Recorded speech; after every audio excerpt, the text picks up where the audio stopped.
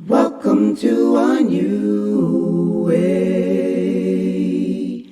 He has put you on a new journey. Hold close to him and follow what he says. Sent the final prophet Muhammad to mankind a mercy.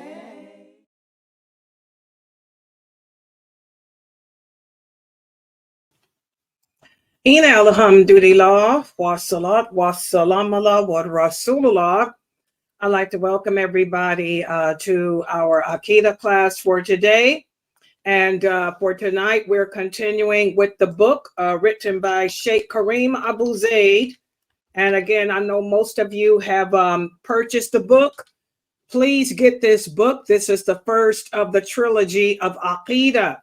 And as I explain to you guys all the time, the problem with most Muslims in the world today is that they are not upon the correct Aqeedah.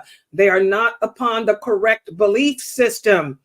And as a result of that, that is why Allah is angry and is sending all the calamities upon us as a nation and in general. I want you guys to never forget that hadith that we covered in our hadith class, whereas the Prophet sallallahu alaihi wasallam said, if anyone should live to see, and what is the source of this hadith? Sahih Bukhari and Muslim.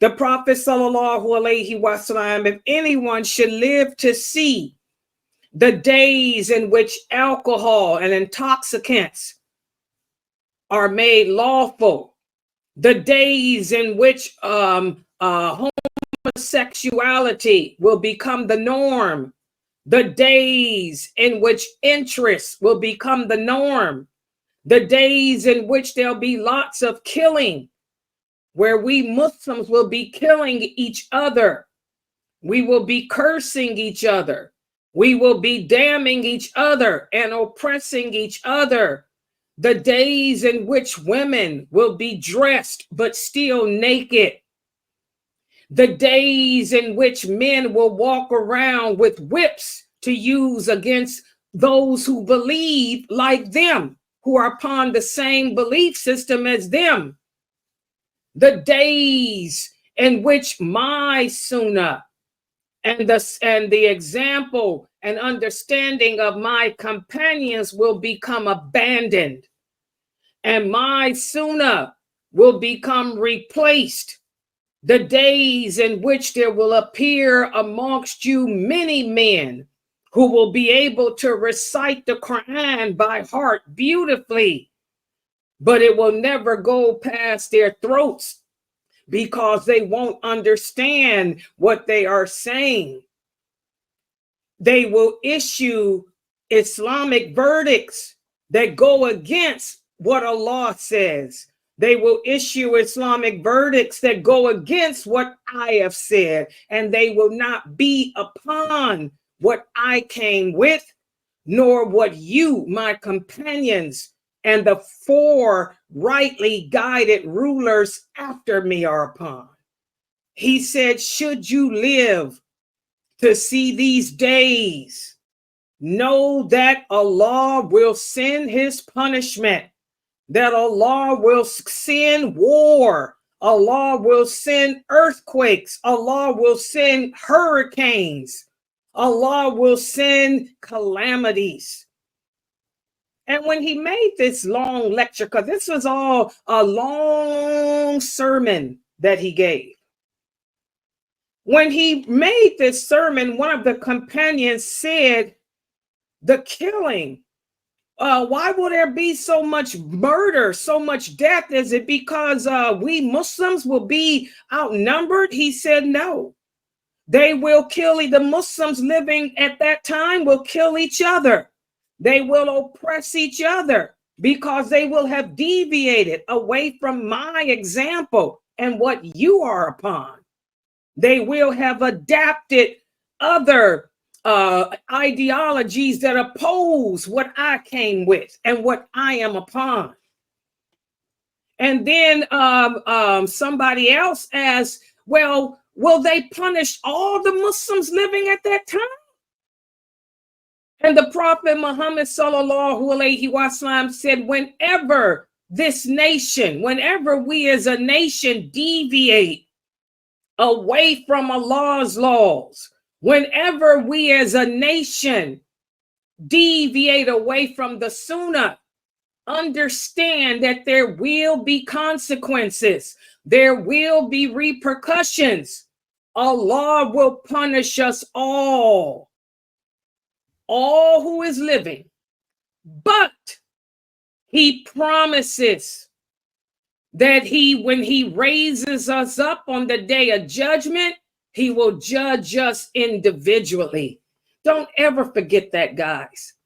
So a lot of people, just like earlier today, someone called me and was asking me, Sister Laila, because this person lives, a Muslim that lives in a different part of the world.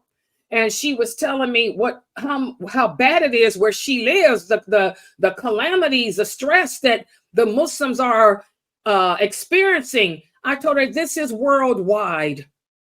I said the Muslims all over the earth have trials and have calamities befalling them. Some trials are greater than others. The war, the worst calamity that Allah can send to any people is war, because war is not pleasant. War, many die, okay? But again, Allah promises he'll raise us up individually and judge us individually. I told her, so there's, we have a lot of Muslim countries. It's not just Gaza. Like I tell you guys, this is not a war against Gaza. This is the war against Islam that's already been established during the Bush regime. It's just a continuation, but it's spreading like the prophet said it would spread until the entire world will be at war with us. And all the Muslims living, they'll try to wipe us all out. Okay. But I want you guys to understand we got war going on in other parts of the Muslim world too, besides Gaza. Okay. You just don't hear about it on the media. Okay. And then if it's not war, you got earthquakes. We have hurricanes. We have lightning, like this sister called me. That's another one of the signs too. The Prophet Muhammad said lightning will occur so frequently and people will be hit by lightning. It'll be to the point, and what's the source of this hadith, Sahih Muslim? To the point where you will wake up and say, who got struck today?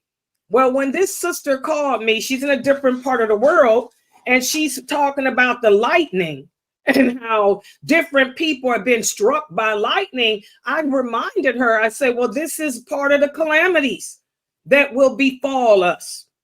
And remember, out of Allah's mercy, because that shows he's more merciful than anything. He shows his mercy by telling us when he does send his wrath, we'll all be punished. But the mercy is he promises that when we die, when he raises us up, he'll judge us individually. That's mercy.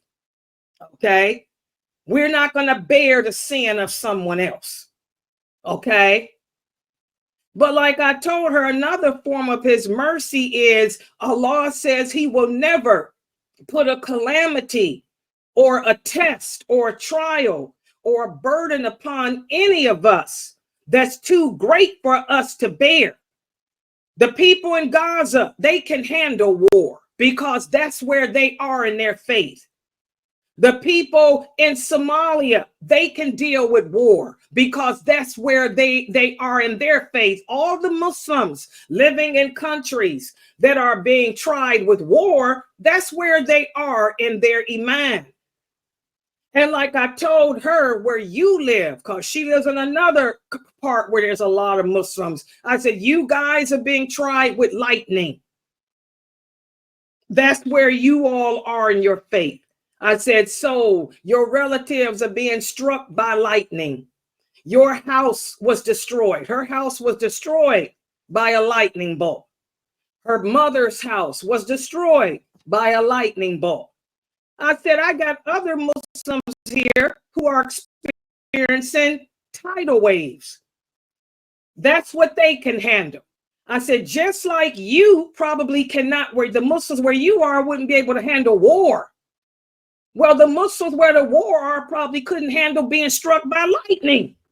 The Muslims that's got the tidal waves washing away their homes can't handle that. I said, so this is all the mercy of Allah. He will put trials upon us according to where we are in our faith. I said, like me, where I'm living at. I don't live in a Muslim country, but I'm living in a non-Muslim country, and there's a lot of problems here. I said, we're going through a lot of trials here too. I said, but my trials are different. I couldn't handle being struck by lightning. I couldn't handle a hurricane. I couldn't handle a tidal wave, and I definitely couldn't handle war. But I'm being tried financially. I said, and a lot of the Muslims where I live are being tested with their health and their finances. I said, I told her in my Zoom room, 90% of the women that hang out in my Zoom room are women who are elderly. And when I say elderly, I mean they over the age of 50 and they have no husbands, but they're struggling with their money to try to make ends meet, and their health is failing them. They have no one to take care of them. And when I told her this, she said, wow, I can't imagine that, because again, she's in a Muslim country. And of course, they look out for each other. The family, they may fight with their family members, but their family members stand together.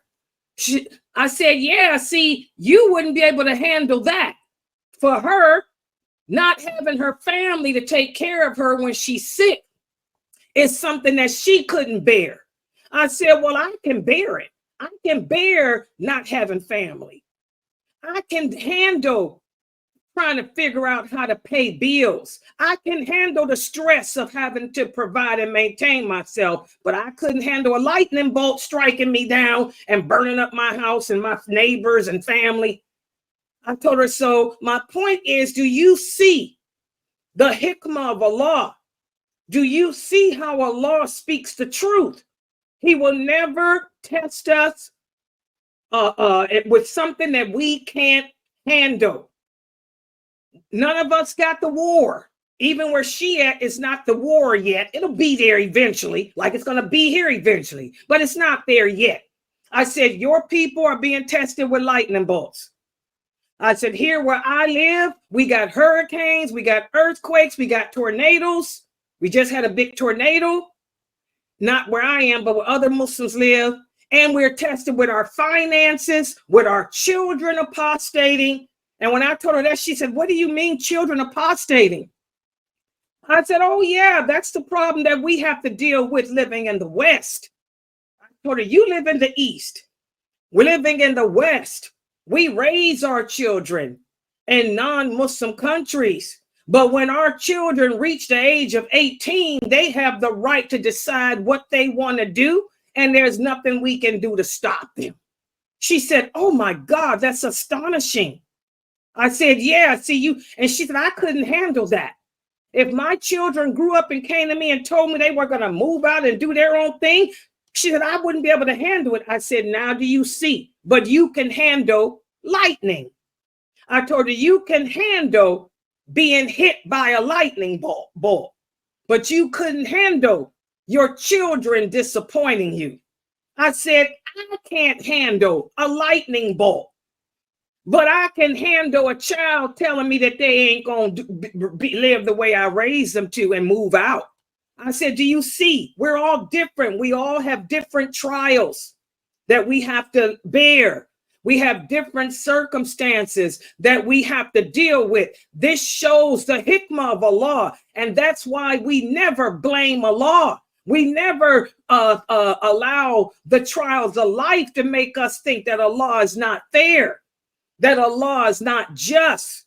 I told her, because if he wasn't fair, if he wasn't just, he'd have war on you, or he'd have you having to deal with, how are you going to provide for yourself because you're single and you have no family members to help you? Or how are you going to handle the fact that you raised a child and now that they 18, they telling you they moving out doing their own thing? See that, guys?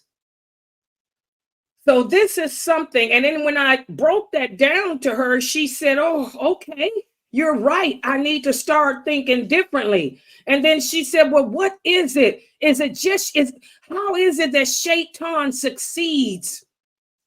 She said, in pushing us to this point where we end up questioning what Allah is doing. I told her it's because even though you come from a Muslim country, even though you were raised Muslim, even though you grew up where Islam is the majority and not the minority. I said a lot of Muslims take Islam for granted. And evidently, when you were growing up, Allah's lordship, belief in the lordship of Allah was not imposed into you. She said, what do you mean? I told her I grew up, I'm born and raised Muslim, but I grew up in a non-Islamic secular country. And I grew up in a good era. I grew up in the civil rights era of America. And one thing that my family, my parents, my mother and my stepfather pushed upon me was belief in the lordship of Allah. I never denied the divinity of Allah nor his actions of lordship. So that if you give your children that foundation, that makes them strong, where they can handle the trials of life because they know that it comes from Allah and that Allah ain't gonna put nothing on them greater than what they can bear. And they know when they're first faced with the trial to ask themselves, is this a test or is it a punishment? And they know how to determine it because they know what they're doing that they shouldn't be doing and what they're not doing that they should be. I said, that's the power of belief in Allah's divinity and his actions of lordship. You'll be able to handle whatever qadr or whatever decree he puts on you. You won't be like the Mu'tazila, like the Ashuris, like the Murji'ah, like the Jamia, who when something happens, they say, oh, that's the qadr of Allah. No.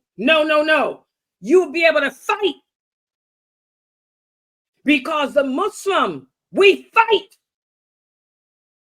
We never say, oh, well, since this is this bad thing that's happening, it's the qadr of Allah, so I'm just going to let the qadr war. No, we fight.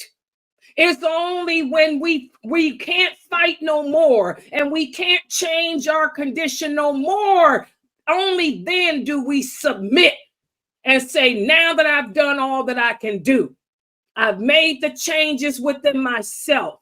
I made the changes outwardly. Now I can say it's the qadr of Allah.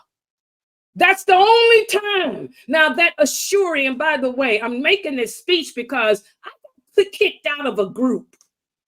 One of the groups that I've been a part of for years on Facebook, sharing my videos, I know who banned me. The same brother that came in here and got crump.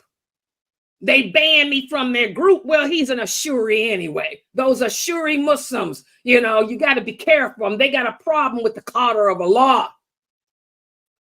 Anytime something bad happens, instead of them changing, reflecting upon themselves to see what they did, if this is a punishment or if this is a test, and changing the condition of themselves to that which is pleasing, they say, oh, it's the qadr of Allah, so nothing we can do, keep it moving. Hey, let's carry on with my smoking my weed. Let's carry on fornicating. Let's carry on doing whatever sinful actions we're doing because Allah decreed for me to do it.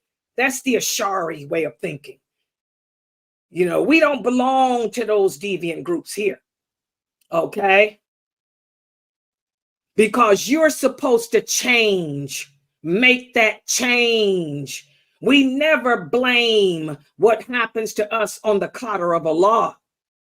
unless we have no choice, because we've done everything to change our condition. Only then can we say it's the Qadr, because I have nothing else left to do. Does everybody understand that? Yeah, there's so many sets and groups today. And I tell you guys all the time, just because people can talk well, give good lectures, good speeches, most of these people y'all listen to, 97% of them are nothing but deviants. And they're calling you to something other than La ilaha illallah, Muhammadur Rasulullah. Shaitan has more allies than Allah does. Allah tells us that. Allah tells us that the awliya, or the allies of Shaitan, will outnumber us 100 to 1 or more. Okay? So we have to be careful of this. We have to fall back, like the Prophet Muhammad sallallahu alaihi wasallam also said when he gave that sermon that I was just referring to earlier. The companions asked him, well, if all of these bad things will be happening, intoxicants made lawful, women dressed but still naked, female singers, women singing for pay, women in charge over the affairs of man. Oh, yeah. How many of your masajids, you masjids, got women on your executive boards and stuff? That's another thing. Women will be over the affairs of men. When the Prophet went through all this, these signs, one another companion said, well, oh my God, it sounds terrible. Well, for those people that are true believers, who will be trying to uphold your sunnah, how will they be able to survive those calamities? The Prophet Muhammad said, La ilaha illallah, that will suffice them. The true believers will be able to deal with it because they will fall back upon La ilaha illallah Muhammadur Rasulullah, which is what we're doing here at Sunnahfollowers, which is what I am trying to teach you guys to do, by teaching you how to get to know your Lord, by acquainting you with what wala wal bara is, how when we declare La ilaha illallah Muhammadur Rasulullah, we're declaring that we believe in the divinity of Allah and that he's the only entity worthy of worship, and we believe in his actions of lordship and his names, his attributes. We believe in everything he told us to believe in, paradise, hell, the day of judgment. We believe everything that he told us to believe. And we believe that he's the best of planners. Has the knowledge that no one else has. And we believe in all his laws, all his rules. We know that his obligations that he imposed upon us are for our betterment. His laws, his rules for our betterment. And we distance ourselves from anyone and anything that stands between what he commanded us to do, what he obligated us to do. That's wala wal bara. We're testifying to all of that when we give that shahada. For those of us who know that, for those of us who believe that, for those of us who live that, that's how we survive the calamities. And that's what I had to tell this woman. Fall back. You guys are getting struck by lightning. Okay. The Prophet said that would happen. We got Muslims fighting in war and dying every day. Okay. Allah and the Prophet told us that would happen. We got Muslims being tested with their money, their property, their children, their lives, their health. Okay, the prophet said that would happen. I told her, so now do what he said to do should you live to see this. She said, I will. She said, I will fall back on La ilaha illallah, Sister Laila, like you said. So that's why I'm teaching these classes, guys. Because all of us, no matter what part of the world you are in, if you are a Muslim, you are either being punished with a calamity or you are being tested with the calamity based on where you are personally in your relationship with your Lord. Do you guys understand that? I'm being tested with everything dear to me. My heart, my website, my family, my money, even my car, everything, my cats, everything. This is what Allah said he would do. He said, just because you say you believe in me, do you think that's enough? I'm going to test you, or either I'm going to punish you. If you do believe in me the way you say you do, then I'm going to test you to see if it's true. With everything you got, from your heart to your life, to your children, to your property, your money, your family. And if you don't believe in me, I'm going to punish you with the same. I'm going to punish you with your wealth, your health, your family. The earth you love so much, the life of this dunya you love so much. Allah speaks the truth, guys. When you recite the Quran, there's no need to say Sadaqallahu Adim after you finish. This is innovation. We don't do that. We know he speaks the truth by what we're experiencing in our personal life. So we got to man up. We got to woman up. You know, I get sick of another thing too. I hear a lot of people, you know, one of the characteristics of man, and when I say man, I mean mankind, humans. We like to control and we like to try to change people, things. A woman likes to control her children. As a woman, come on, sisters, and you know I'm speaking the truth.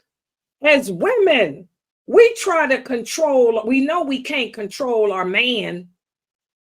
So, and that's because the man, your husband, is trying to control you. So, you know you can't control him. So, who is it that the women try to control? We try to reach out and control our children. Okay? Man is always trying to control something. And while the women are trying to take control over their children's lives, the husband, the men are trying to take control over the woman's life. It's a constant fight for control. This is the plight of the human being when we're not balanced. When we're not balanced. When we're not balanced upon the Quran and the Sunnah. Okay? Even a woman like myself, if you're single, you look at a woman like me, I'm single. I don't answer to nobody but Allah. Okay? But people still try to control me too. I'm not talking about family here. Oh yeah, family will try to control you too. And a lot of people ask, how do your family try to control you when you're a single woman? They try to control you by keeping you from getting married. That's what they do. But that's another topic. Okay? Because there's a way out of that, which you guys know.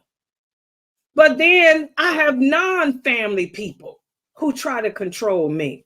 Oh, she's too loud. When I know Allah told me I'm supposed to be loud publicly. Allah told me I'm not supposed to soften my voice publicly. I am supposed to be not aggressive publicly, but I'm supposed to be intimidating. That's what Allah says. The Muslim woman should carry herself publicly in a position of honor and also a position of intimidation for my own protection, because I am alone. And so that the man out there won't look upon me as a target to prey upon, to harm physically. That's what Allah says, okay? But even though Allah says that, guys, I got people out there, all I ever hear, oh, she's loud. Yes, I'm supposed to be. Alhamdulillah, thank you. Oh, she's intimidating. I'm not aggressive. Anybody that knows me will tell you, Layla, even in my Zoom room, they'll tell you Layla is not aggressive, but I am intimidating. But my Lord commands me to be that way. So I got people that wish they could control me too.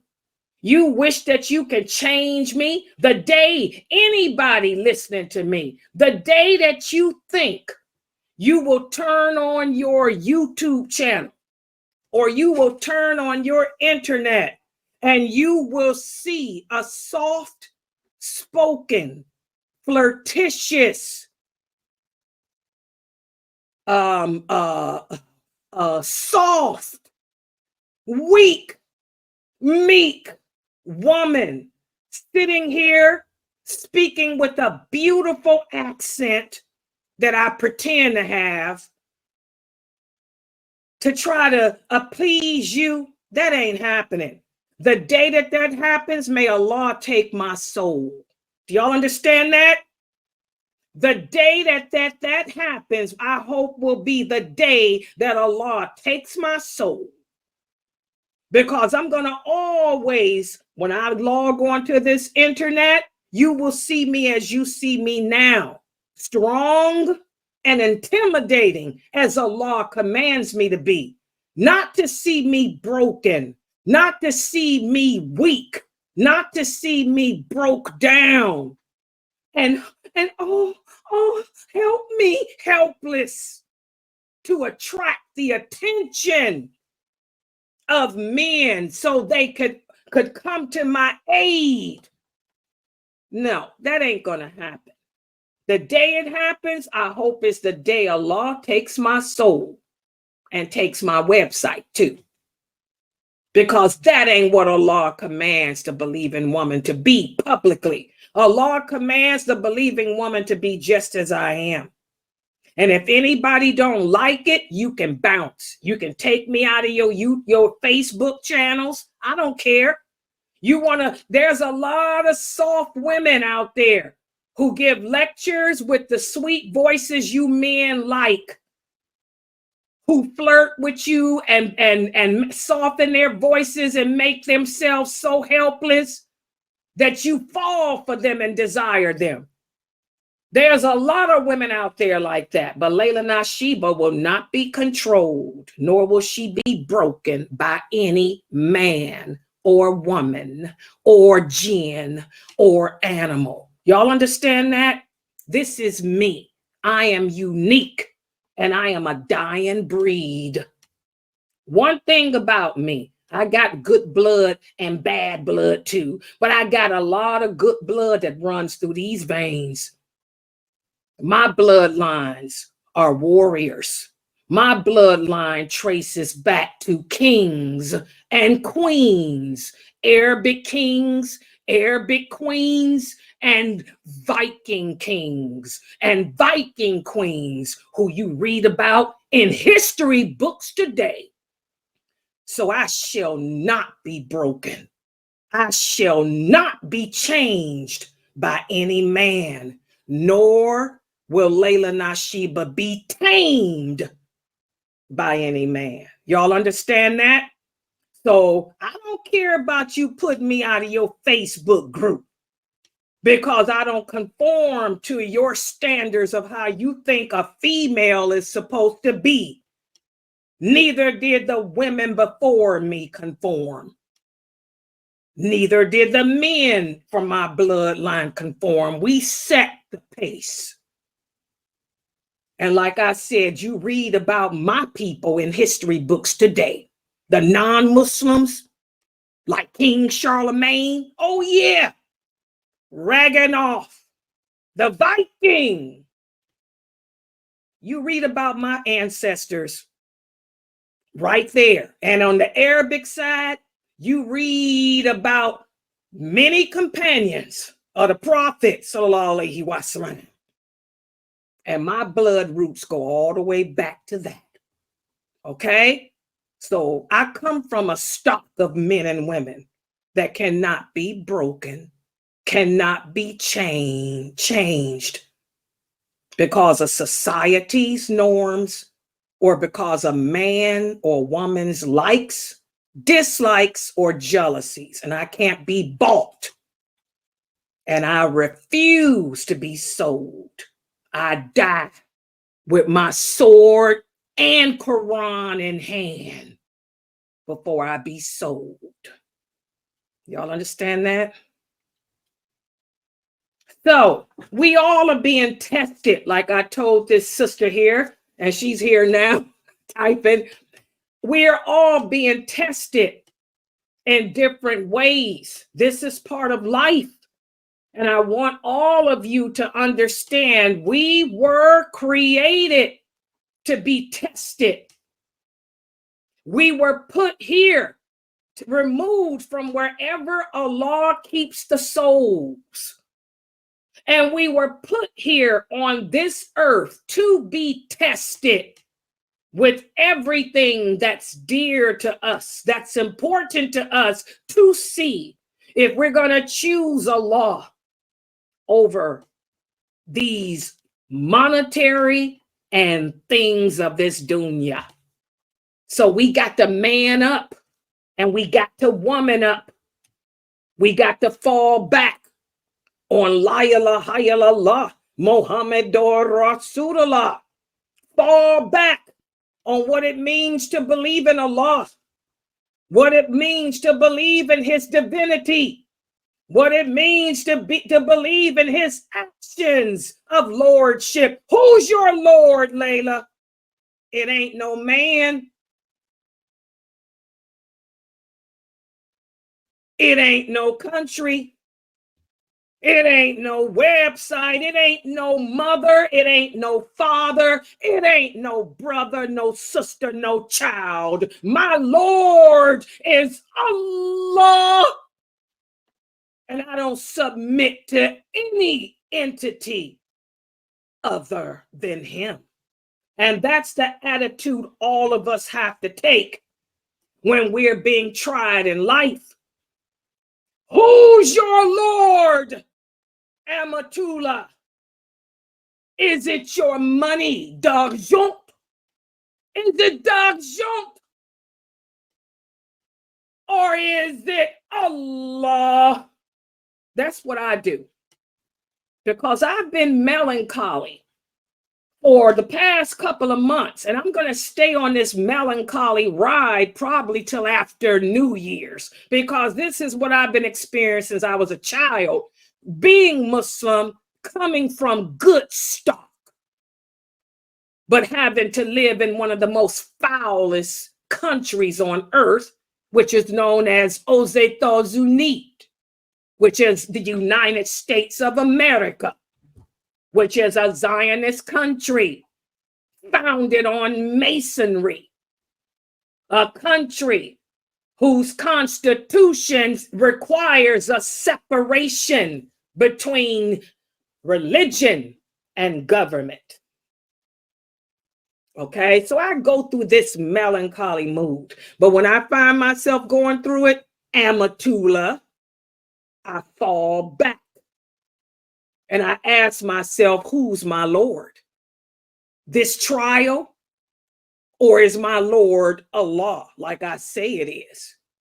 Do you sisters and brothers understand what I'm saying? Okay, who's your Lord? Is it diabetes? Is it autism? Or is it Allah? Because as your Lord, Allah, He can treat diabetes. As your Lord, Allah, He can treat autism. Because your Lord, Allah, says, Sister Amatullah, one of His actions of lordship is this: He sends autism, He sends diabetes. He created autism, He created diabetes. But He says, not only did I create them things, but I never create a sickness without sending a treatment, because again, His mercy supersedes His anger, His punishment, and everything else. This is His actions of lordship that we need to fall back on in times of trial. So what do? You seek the treatment for diabetes. There's a lot of treatment for diabetes. Allah says, go seek the treatment. The Prophet Muhammad said, whenever you are sick physically, seek a doctor. Doctors treat type 1 diabetes all the time. They treat type 2 too. I got women in my website who are in their 80s. My mother is almost 90, and they have diabetes too, and they're being treated with it with no problem. So, who's your Lord? That's the question, Amatullah. Who's your Lord? Is it your health, or is it Allah? Autism. I am autistic. Did you know that? I have a form of autism. I was diagnosed as a genius at the age of 8. I'm able to gift it. I can play any string instrument, from a piano to a guitar to a violin to a cello and even a harp. And I've never taken music classes. Put that string instrument in my hand and I can go to town. I can play the Beethoven's symphony, anything I hear. I have a form of autism too. I have a photographic memory. How do you think I memorized all these hadiths? Autism comes from Allah. And there's different types of autism. Even the kind that's severe, there's treatment for it. I just retired from the developmental disability field. Most of my clients were autistic. They were low functioning, but I trained them through the medicine that Allah gave and the way He taught us. I was a caretaker. I taught many autistic clients how to get up out the bed, go to the bathroom on their own, self-help skills, how to feed themselves, how to put their clothes on, how to bathe themselves, how to sign and say different words. So there's a treatment for autism in all levels, Sister Amatullah. All you have to do is do what Allah said. Allah said, seek the treatment. And if you seek the treatment I send, then maybe I'll send a cure. Do you understand? So again, Allah says, just because we say we believe in him, do you not think he's going to test us? He's testing you with diabetes, which has a lot of treatment, and autism, of which there's a lot of treatment. Just like he's testing me with financial overburden, which has a treatment called debt relief. He's testing me with loneliness and people trying to change me and trying to break me and trying to control me, and I refuse any of it. We're all going to be tested, Sister Amatullah. Fall back on Allah's actions of lordship. Fall back on his names. And you'll be able to get through it. Do you understand? Does everybody understand that? And just to let you guys know, since I can see that so many of you are still feeling hopeless because Allah is sending so many calamities to the Muslim world in general. When this Friday, if I'm living and if I'm able to, because there's a lot of drama going on with my life too, I will continue to do, when I do my Q&A, I'll also talk about some more things we can do to help develop hope and to help us get through our trials in life. Okay? Remember, there's no test that you can't handle. Just like I can handle men and women thinking that they can control me and try to change me and try to break me, you can handle autism and diabetes.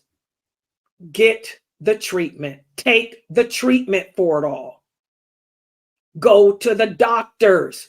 Your solution is simple. Get the help from the doctors. In regards to your daughter who's autistic, I want you to remember, Sister Akiz, if your daughter, Allah gave her to you for a reason.